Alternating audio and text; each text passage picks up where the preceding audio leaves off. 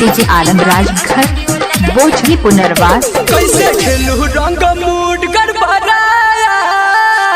की भेलो रे भाई किया मूड गड़बड़ायल छौ की बतइयो रे ले सुन कैसे खेलू रंग मूड गड़बड़ाया होली में मौगी मीट न बनाया कैसे खेलू रंग मूड गड़बड़ाया होली में मौगी मीट न बनाया दिल्ली गड़ी आई तो भाग गेल रुइस के दिल्ली गड़ी आई तो भाग गेल रुइस के जाके घर में कुंडी लगाया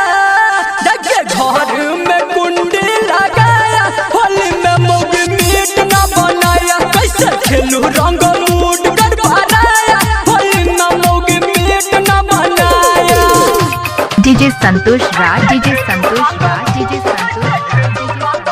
बोझी पुनर्वास बोझी पुनर्वास बोझी पुनर्वास। सुमित सतीश रैना सुमित सतीश रैना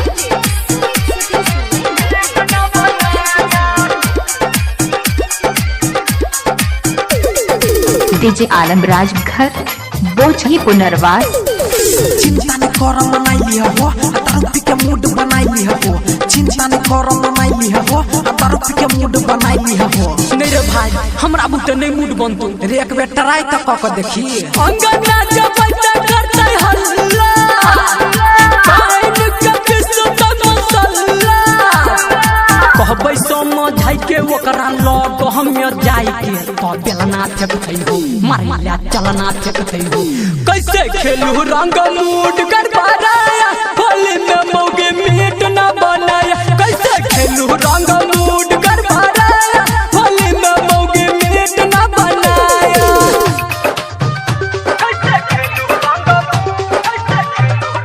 डीजे संतोष राज डीजे संतोष राज डीजे सुमित सतीश बोझी पुनर्वास बोझी पुनर्वास बोझी पुनर्वास।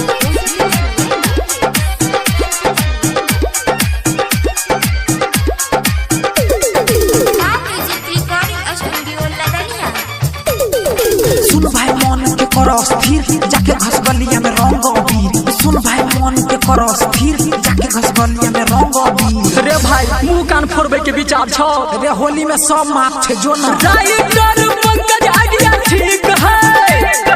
राम कुमार भी नजदीक है लगे पिचकारी संदीप खोलत ही जे सारी